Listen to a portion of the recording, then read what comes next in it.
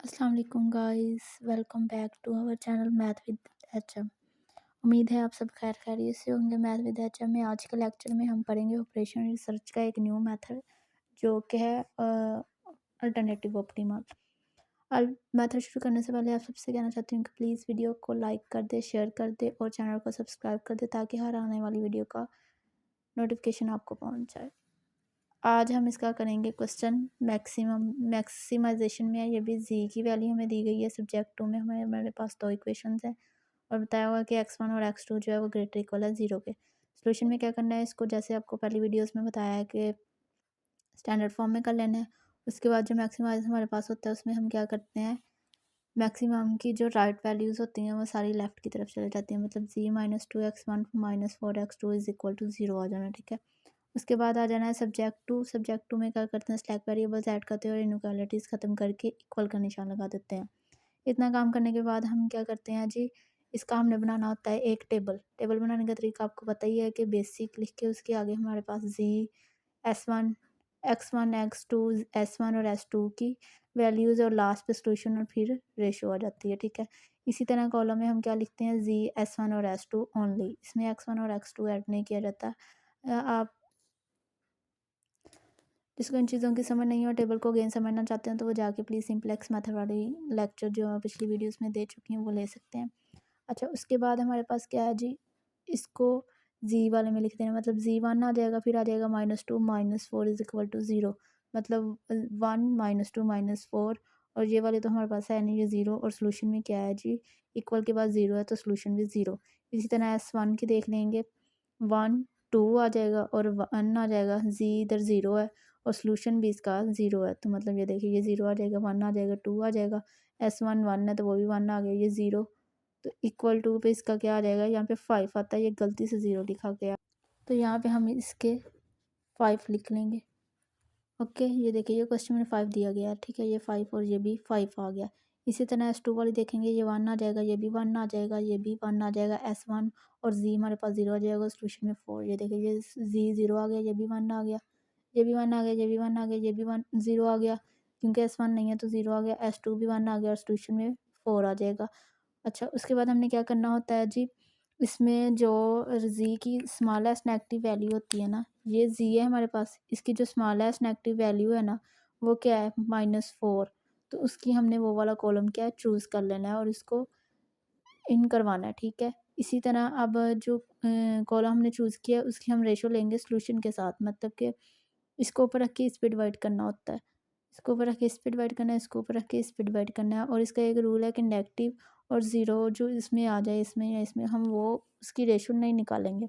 तो ये हमारे पास क्या आ रहा है, 0, तो इसकी रेशो नहीं निकाली, वहाँ पे डैश लगा दी। सेकंड हमारे पास 2 है, इधर 5 है, 5 को 2 पे डिवाइड करेंगे तो वो आ जाएगा 2.5। ठीक है, नेक्स्ट हमारे पास 1 है, 1 को 4 को इस पे डिवाइड करना है तो 4/1 इज इक्वल टू 4।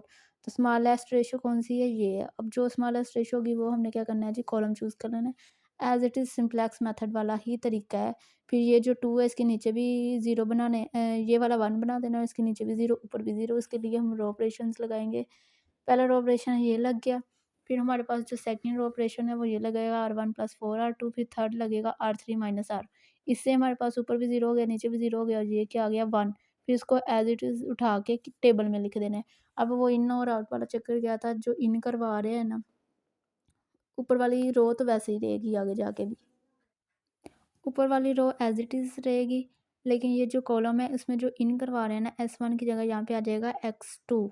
तो ये देखें हमने S1 की जगह क्या लिख दिया, x2 लिख दिया और बाकी ये सारा एज इट इज़ उठा के इसमें पुट कर दिया और रेशियो की जगह डैश डैश आ गई। अब देखिए हमारे पास जी की वैल्यू भी आ गई सोल्यूशन में 10, x2 की आ गई 5/2 और यहाँ पे S2 है। मतलब कि हमारे पास उन्होंने कहा था x1 और x2 जो है वो ग्रेटर इक्वल 0, मतलब कि इन दोनों की वैल्यूज़ निकालनी होती है। तो x2 की तो आ गई है, लेकिन x1 की जो है वो हमारे पास नहीं है कुछ भी। ठीक है, वो निकाली ही नहीं है अभी। तो ये क्या है हमारे पास, which is optimal table and optimal solution. ये ऑप्टिमल टेबल है, ऑप्टिमल सॉल्यूशन है। इतना काम तो था हमारे पास सिंप्लेक्स मेथड वाला ही। आगे ये अल्टरनेटिव ऑप्टिमल सॉल्यूशन क्या करता है वो हम देखते हैं। जी की लिख ली, एक्स की लिख ली, x1 की हम यहाँ पे खुद ही लेट कर लेते हैं 0। ठीक है, यही टेबल अगेन इधर बनाया। ठीक है, इधर लिख के यहाँ पे नेगेटिव वैल्यू, अब ये तो बताना भूल गई कि यहाँ पे आगे क्यों नहीं हो रहा ये क्वेश्चन, आगे इसलिए नहीं हो रहा क्योंकि हमने क्या लेनी होती है, जी की negative value smallest negative value ही नहीं है तो स्मॉलेस्ट क्या होगी। यहाँ पे नेगेटिव वैल्यू है ही नहीं है तो इसलिए हमने क्या किया, ये क्वेश्चन यहाँ पे ख़त्म हो गया। लेकिन अब अल्टरनेटिव इस पे लगाएंगे, अल्टरनेटिव ऑप्टिमल सॉल्यूशन का मतलब है कि यहाँ पे एक और आइट्रेशन ऐड करेंगे। वो कैसे हम आइट्रेशन ऐड करेंगे जी, हमने यहाँ पे एक और आइट्रेशन ऐसे ऐड की है कि ये जो x1 रह गया था ना, जिसकी वैल्यू यूज़ करनी है हमने अभी निकालनी है, वो खुद ही वो वाला कॉलम लेट कर लिया x1 वाला। ये x वाला कॉलम जब लेट कर लिया तो इसकी हम रेशो निकालेंगे इसके साथ, सॉल्यूशन के साथ, जब इनकी ज़ीरो की तो निकलती नहीं है ना, ठीक है। 1/2 की इसके साथ निकाली और इसके साथ निकाली तो 5 आ गया, इसके साथ निकाली तो 3 आ गया। मतलब कि x1 इन होगा और ये वाली रेशो चूज़ होगी आउट होने के लिए। तो यहाँ पे हमारे पास क्या आउट हो गया, S2। ज़ाहिर-सी बात है, ये तो हमें पता ही था कि अब x1 की चाहिए तो वही इन होगा। यहाँ से आउट वाला देख लिए, एक ही रह गया था तो वो हम वैसे भी लेट कर सकते थे, लेकिन रूल से कर लें तो ज़्यादा बेहतर होता है समझ के।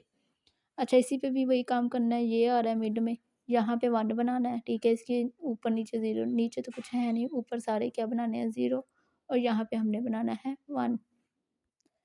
यहाँ पे 1 बनाना है तो 1 बनाने के लिए हम क्या करेंगे, रो ऑपरेशन लगाएँगे, इसको 2 से मल्टीप्लाई कर दें तो यहाँ पे 1 बन जाएगा, ठीक है। इसी तरह आगे भी इसके रो ऑपरेशंस लगा के 2 और लगेंगे तो हमारे पास आ जाएगा। अब सेकंड ये वाला लगेगा r2 - 1/2 r3, ठीक है। तो इससे क्या हो गया जी, ये 0 हो गया। लेकिन देखें, ये वाला 1 बनाना था, इसके ऊपर 0 तो ये एक पहले ही 0 है जिसकी वज़ह से एक ही और ऑपरेशन लगा, 2 नहीं लगे, ठीक है। यहाँ पे 1 बना लिया है इस ऑपरेशन से, ये 1 बन गया। अब यहाँ पे 1 बनाना है और सॉरी 0 बनाना है और इधर पहले ही 0 है। यहाँ पे 0 बनाने के लिए क्या करेंगे, इसको माइनस कर देंगे 1/2 से। ये 1/2 प्लस का, इसको नेगेटिव ले लेंगे 1/2 और किस में कर देंगे, r3 में, मतलब कि r2 में से माइनस कर देंगे 1/2 r3 से मल्टीप्लाई करवा के, तो वो हमारा यहाँ पे भी क्या आ जाएगा, 0 आ जाएगा। ये देखिए, ये पहले ही 0 था, ये हमने 0 बनाया और ये 1 बनाया। अब इसको एज़ इट इज़ उठा के टेबल में लिख देंगे। x1 को इन करवाना था s2 की जगह, तो s2 आउट हो गया और उसकी जगह पे हमने x1 लिख लिया। बाकी ये as it is as it is उठा के यहाँ पे लिख लेंगे। एज़ इट उठा के जब यहाँ पे लिख ली तो हमारे पास जी भी इधर आ गया, x2 भी आ गया, x1 भी आ गया। अब ये जो इनके सॉल्यूशंस है ये इनका आंसर होगा। इसका जी का क्या आया है हमारे पास 10, यहाँ पे 10 लिख लें। जी का आ गया जी 10, x2 का हमारे पास क्या आया है 1, x1 का क्या आया जी 3, ठीक है। ये हमारे पास तीनों हो गए सॉल्यूशंस। तो ये विच is optimal table and optimal solution. Optimal alternative optimum का मतलब यही है कि हम एक और आइट्रेशन परफॉर्म कर सकते हैं अपने इन आंसर्स को फाइंड करने के लिए, मतलब जो उन्होंने कहा होता है x1 और x2। अगर एक और होता और फिर क्या होना था, फिर हमारे पास इन 2 की वैल्यूज़ निकल आनी थी, x3 की रह जानी थी, तो फिर हम उसके लिए आइट्रेशन परफॉर्म कर लेंगे। अब अगर इसके बाद भी आपके पास x1 का आंसर जो यहाँ पे 0 है या नहीं निकला तो फिर हम छोड़ देंगे, बस एक आइट्रेशन परफॉर्म कर सकते हैं, उससे ज़्यादा नहीं परफॉर्म करनी। ओके, उम्मीद है आप सबको वीडियो अच्छी लगी होगी।